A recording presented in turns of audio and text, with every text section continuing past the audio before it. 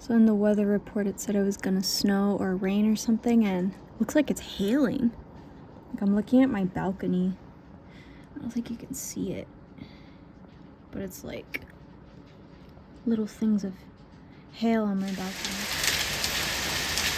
So I opened my window and for sure it is raining hard. Oh my gosh, I feel so bad for that guy. He's on his bike. I hope he's okay.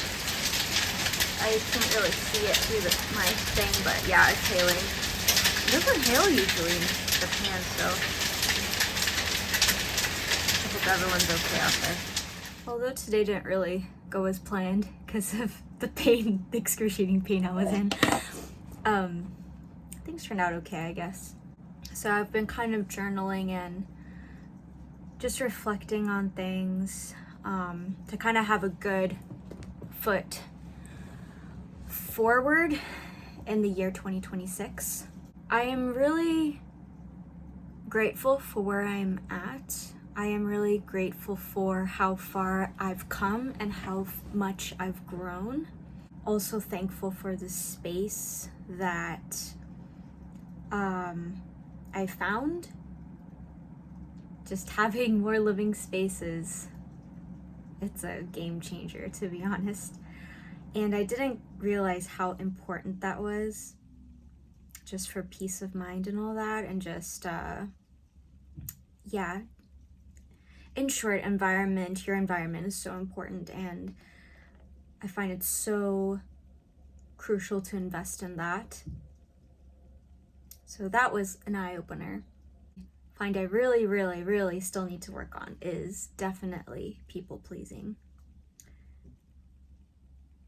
I find myself really seeking approval from others, and it's not even like, obviously I want approval from the people like in my close circle, but I find myself looking for that even in people I don't know, even like customers, or maybe not so much strangers on the street, but there are times where, like, you know, for example, if a random stranger yells at you and that just kind of ruins your mood for the rest of the day.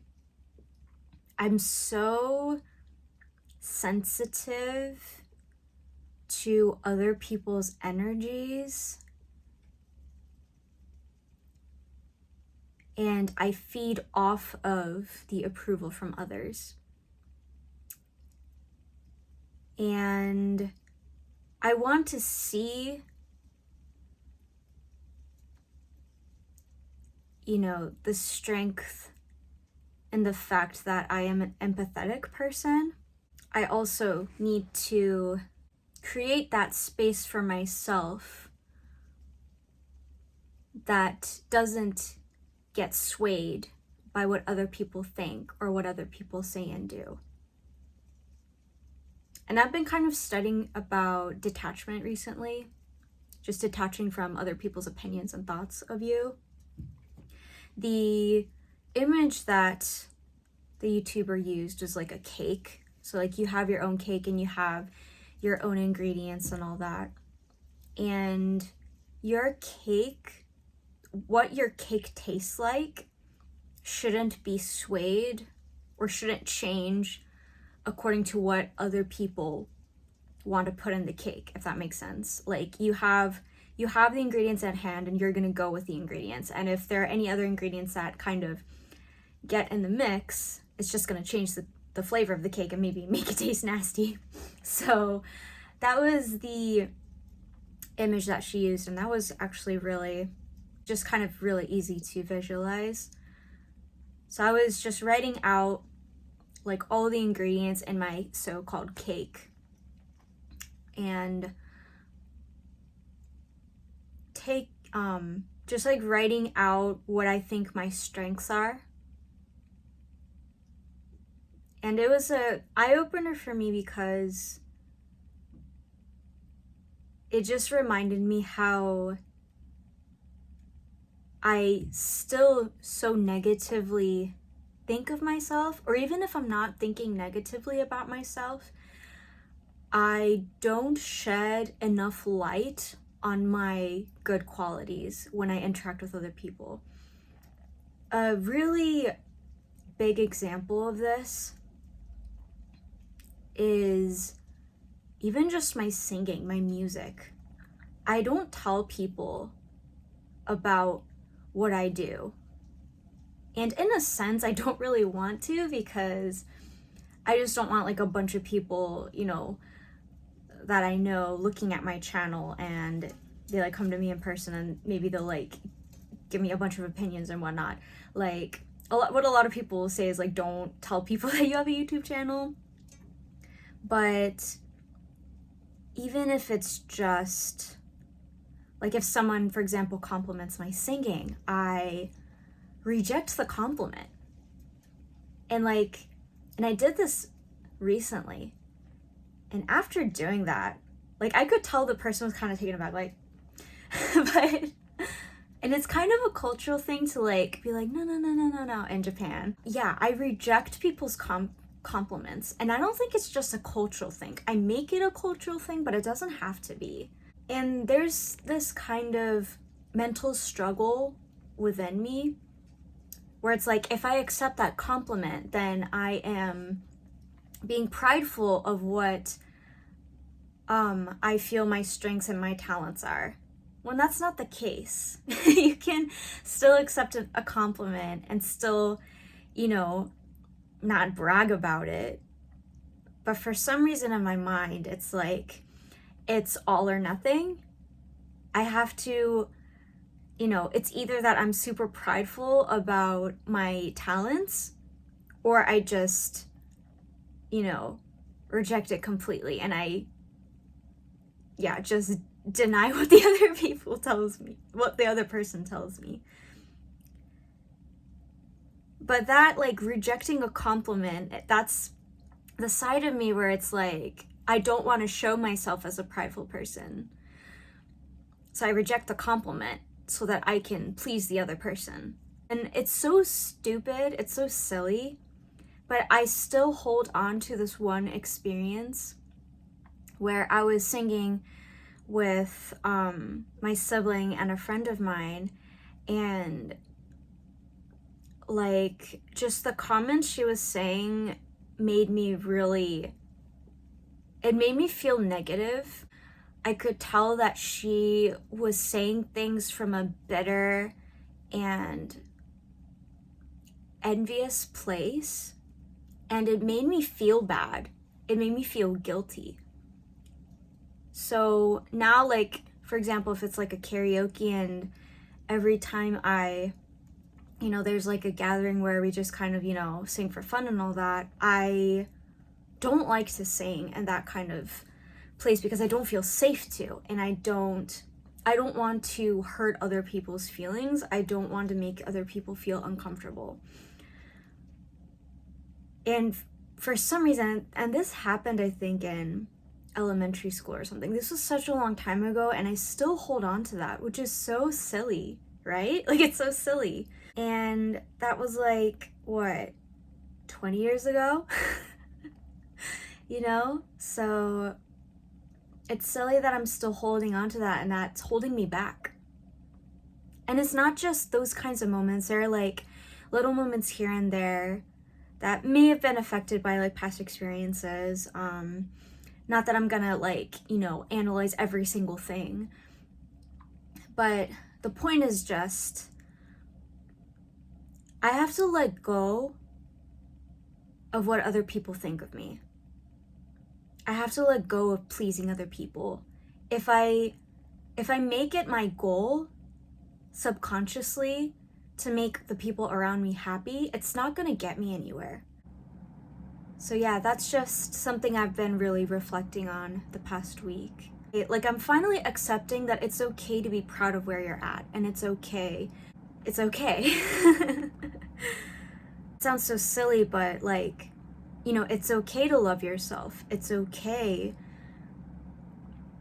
to accept your strengths. It's okay to accept your beauty.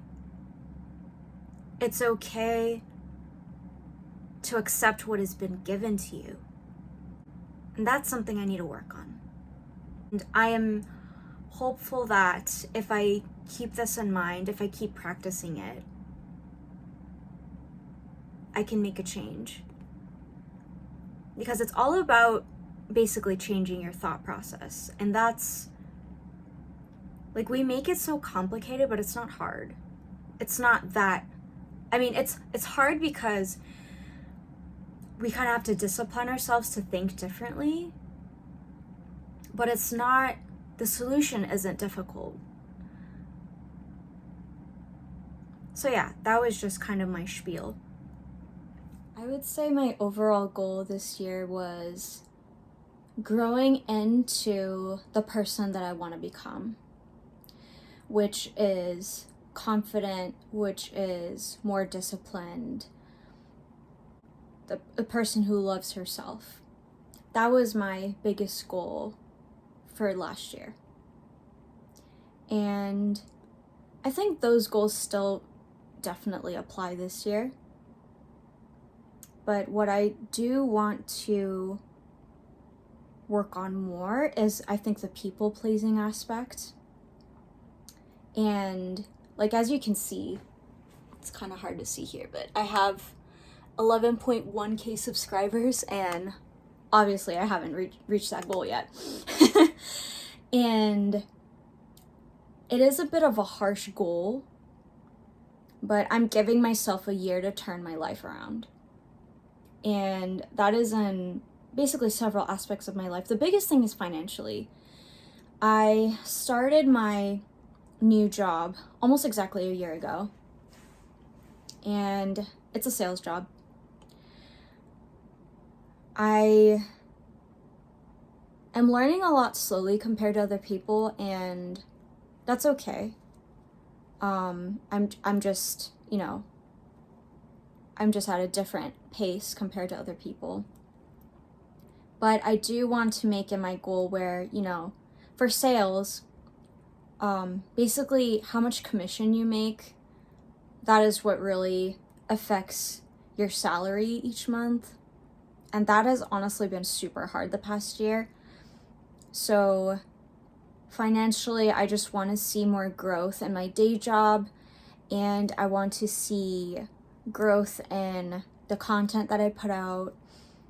I want to see growth in my discipline, and not caring what other people think so much, because at the end of the day, it doesn't matter. So I think that's gonna be sort of the theme that I go for. And the background, I don't know what colored theme this is, to be honest, but the background is like a black background, and there's like a bit of gold here and there. But I feel like, and this is just a very much a feeling, like a hunch, but I feel like my color this year is more of like I don't know what kind of blue color it is, but it's blue. Kind of like the blue that the live action Cinderella wears, like the color of her dress. That's the kind of blue image that I have. And again, it's a hunch, but I feel like that's my theme for this year. Unfortunately, I can't find the copy of this one, so I'm gonna have to make it again from scratch. But yeah, that's what I have that's what I have in mind for my vision board for 2026. So I'm working on my vision board. Right now I'm at the stage of just kind of gathering pictures and quotes that I want to put on it.